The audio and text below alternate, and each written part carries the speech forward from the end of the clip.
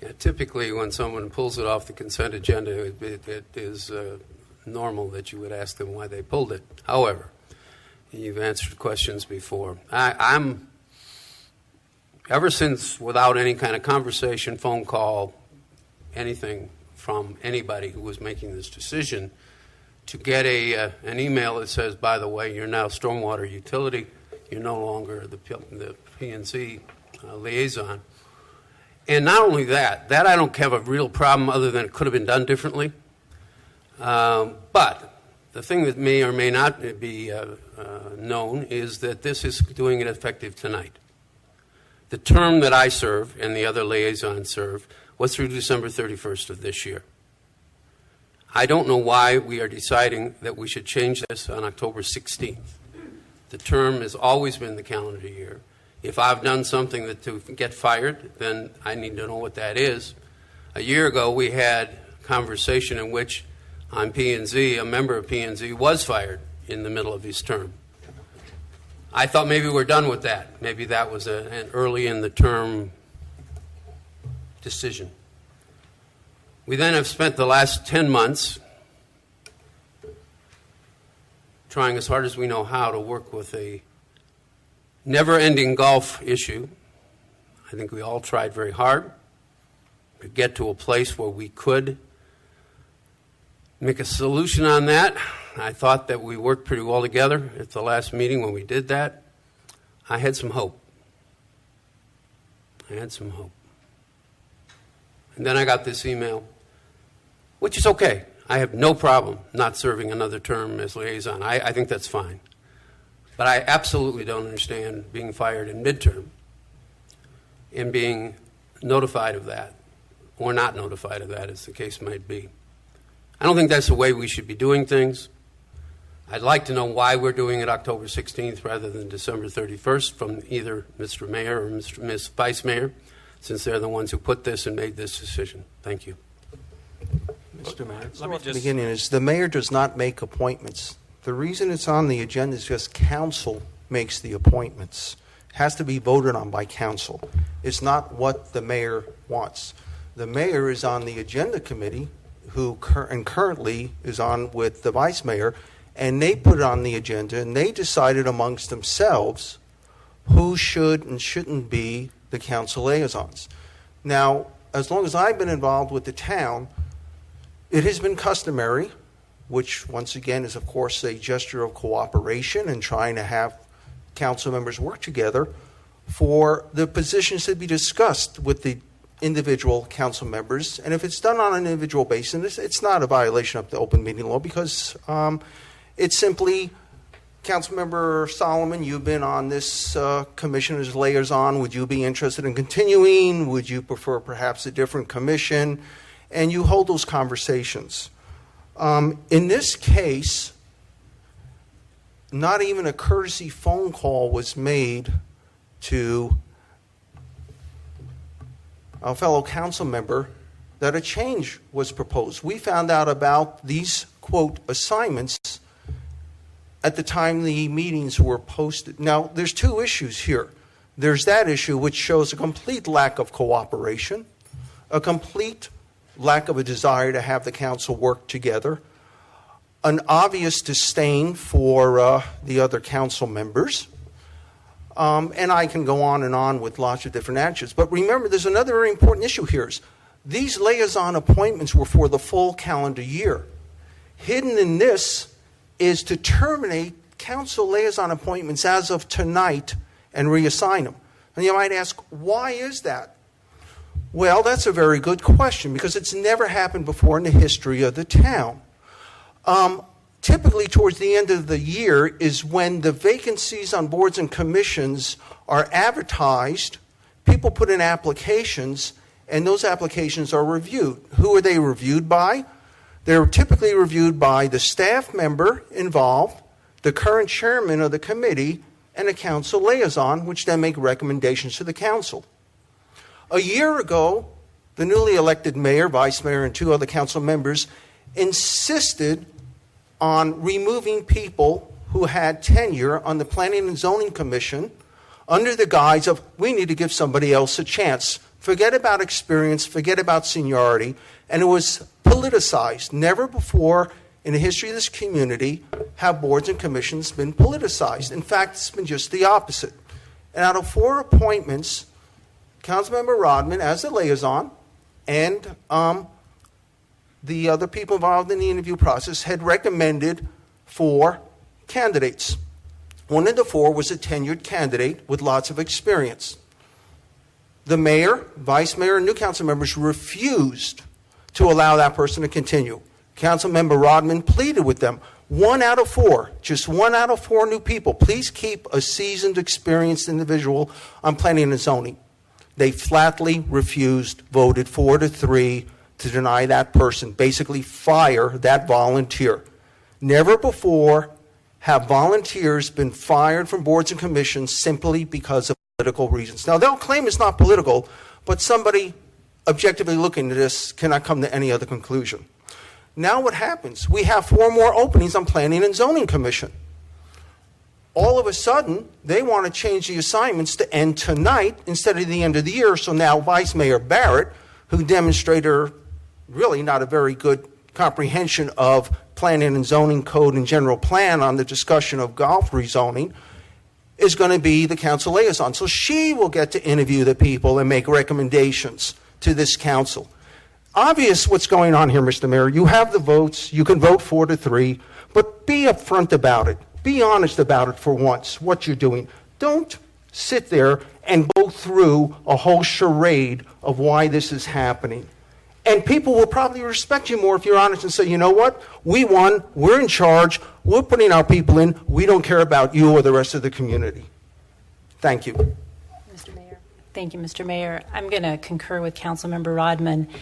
When we received the email without any notice, and obviously, and I'm not, my position as the Water Utility Commission council liaison is not changing. However, from a human standpoint of getting something where you're caught off guard, you don't know these changes are happening, and we are one of 7 duly elected by our citizens.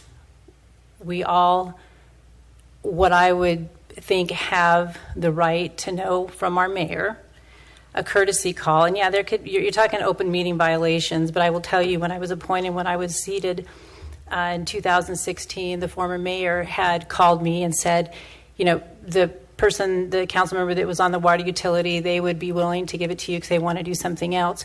Would you like it? Sure, I'll take it. And so it's that common courtesy that happens and that you would think would happen among council members.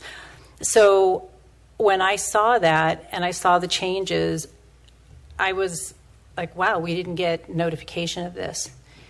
So when we've talked over time, it's been about compromise, it's been about trying to work together, it's been about trying to find common ground and respect. And we know there's been items we have not agreed on, but there is just a common courtesy and there is an extension of leadership.